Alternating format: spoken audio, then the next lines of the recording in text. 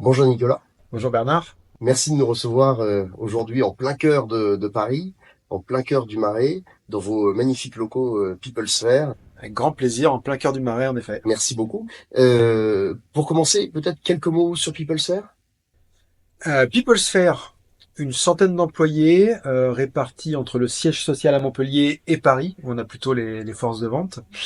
On existe depuis 5 ans et on apporte au marché des solutions RH, du SIRH, une alternative qui vient s'intercaler entre les all-in-one, les systèmes qui font tout, et puis les solutions best of breed des acteurs de niche. Nous, ce qu'on propose, c'est une solution d'interopérabilité. On va venir connecter entre elles des applications qui a priori ne veulent pas communiquer entre elles et structurer toute la donnée. Dans un premier temps, pour résoudre toutes les problématiques qui sont liées à ce qu'on appelle la gestion administrative, le core HR.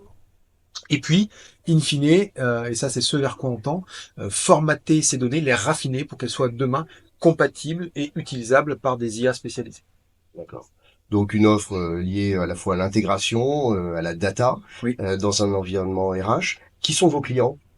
Alors nos clients, principalement français, même si on a quelques clients aux États-Unis, en Europe, des clients de toute taille qui vont aller de fintech comme Accurate, donc une centaine de personnes en hypercroissance, des clients très établis comme Mazar France, BDO, le groupe Mousset dans le transport, la logistique, énormément de groupes dans le monde du retail. On a par exemple le groupe Provalliance, Franck Provo, D'accord. qui a une multitude d'activités, salon de coiffure, mais aussi distribution avec Bleu Libellule. On a également le groupe Manutan, qui nous a choisi pour couvrir à peu près 3000 employés dans 27 pays. Et on les aide, on contribuera, on l'espère, à notre petite mesure, à franchir le cap du milliard d'euros de chiffre d'affaires. Impressionnant. Qu'est-ce que dit un client de People's C'est quels sont les bénéfices? Qu'est-ce qu'il retient de l'utilisation de vos solutions? Alors souvent, si je le disais avec mes mots en introduction, je dirais qu'on permet d'appréhender le SIRH de manière apaisée. Et là, on fait un pas de côté par rapport au choix traditionnel de l'acquisition des SIRH qui est très anxiogène. Nous, on le fait tous les jours, ça nous paraît simple. En revanche, quand en tant que client, tu es sur le marché pour aller choisir un core HR, un outil de talent management, il y en a plein, il y en a trop. On ne sait pas ce qui est vraiment important, ce qui va vraiment être utile. Donc nous, ce qu'on va faire, c'est qu'on va faire tout ce travail d'analyse d'écoute, enfin d'analyse d'écoute d'abord des besoins de nos clients, de nos prospects, comprendre intimement ce qui va résonner fort chez eux et leur faire des propositions. Alors, de notre core HR certes, mais là c'est vraiment pour gérer la compatibilité, mais on va leur proposer des solutions qu'on a rendues compatibles à notre technologie et compatibles entre elles et que l'on revend. Donc la spécificité de PeopleSphere, c'est qu'on a un store. Alors d'autres appelleraient ça une marketplace. Nous, ce qui est spécifique, c'est que au travers de ce store, on endosse la responsabilité contractuelle et de support. Quand tu contractualises avec plusieurs partenaires de PeopleSphere, tu n'as néanmoins qu'un seul contrat et qu'un seul centre de support. D'accord. Et alors, du coup, la question qui me vient, c'est le cycle de vente chez PeopleSphere, à quoi il ressemble? Ah. Combien d'interactions, combien d'interlocuteurs? Alors tu mets le doigt sur la réelle complexité, et ce qui fait le sel de PeopleSphere et ce qui fait que les commerciaux s'éclatent chez nous. C'est que il y a des dimensions de complexité beaucoup plus larges que sur une vente traditionnelle. Des cycles de vente, par la nature même de la typologie de clients qui vont être hétérogènes. Mhm. Certains des deals météoriques qu'on va closer en 1 ou 2 mois. D'autres, du temps, on est plus sur des cycles de 18 mois.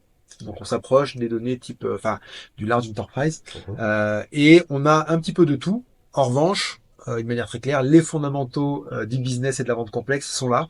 Et c'est ce qu'on a cherché notamment à résoudre avec SalesCan. Qu'est-ce qui t'a donné envie de commencer à tester CellScan il y a 4-5 mois, quand on s'est rencontrés pour la première fois? C'est vraiment la proposition de valeur de cette sorte de compagnon digital ou de coach digital. Parce qu'en fait, la conviction avec tout le management de l'équipe de vente qu'on propulse, c'est de se dire que les cycles de vente, il n'y a rien de magique, c'est pas forcément un art ou une science ou que sais-je. C'est plus de se dire, il y a une infinité de détails à gérer qui sont tous très simples, mais il faut simplement y penser. Et soit sur des deals qui vont être très longs, parfois on peut perdre un peu le flux et on n'a pas forcément l'évidence qui vient à nous de poser une question toute simple. Ou si le deal va très vite, un peu comme quand on pilote en Formule 1, le champ se rétrécit, on pense plus qu'à une chose et on oublie des évidences. Donc, ce travail d'aller pointer, de poser des questions basiques, mais essentielles à la réussite du deal, au succès, c'est le travail du management. Mais on peut pas tout le temps être là. Et il y a aussi, on fait aussi face à des commerciaux qui vont pas forcément lever le doigt pour demander de l'aide. Et s'ils pouvaient avoir un outil qui leur apporte cette aide de manière autonome, ça serait assez génial. Et pour le coup, c'est exactement ce que SalesCam nous apporte. C'est là où ça a vraiment résonné avec le besoin qu'on avait quand les équipes de SalesCam, quand ils nous a présenté tout ça. Du coup, comment s'est passé l'implémentation et le démarrage avec Salescan? Alors moi, l'implémentation, j'ai rien vu. D'accord. Parce qu'en fait, ça a été complètement transparent. On a discuté avec des équipes de notre cycle de vente, Mhm. les étapes, les pondérations. Et puis vous êtes arrivé 2 jours après en disant ça y est, vous allez sur ce site et vous utilisez. Euh, c'est difficile de faire plus simple et plus opérationnel. Je pense que la seule chose compliquée et encore, ça a été de trouver un petit check dans HubSpot pour le connecter, mais c'est tout. Merci pour ce feedback. Euh, Après 4-5 mois Ouais. d'utilisation, qu'est-ce que tu dirais quant à ce que Salescan apporte au quotidien aux commerciaux chez PeopleSphere? Ce que ça apporte au quotidien, c'est vraiment déjà, ça permet au sales, dès lors qu'il a créé la routine et qu'il a pris l'habitude et qu'il a le souhait de se challenger, d'éviter le happy hearing, qui est souvent dans les.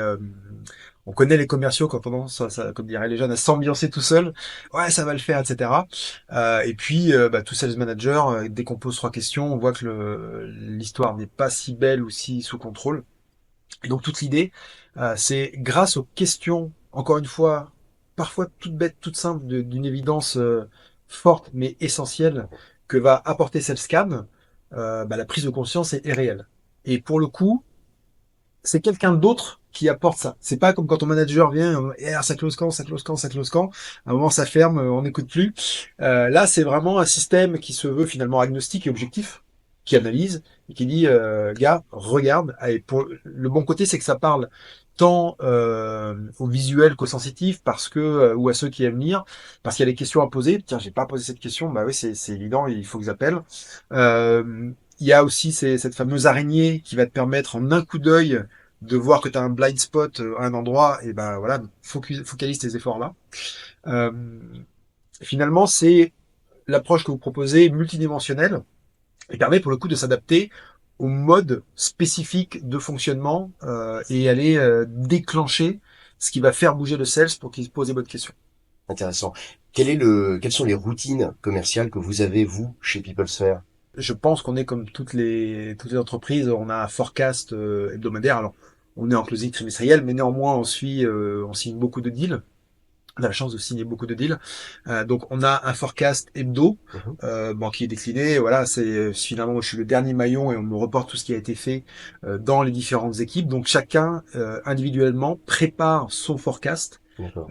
et notamment prend l'habitude de faire tourner un scan sur l'opportunité pour se dire je l'ai mis en stage XY et c'est le scan me dit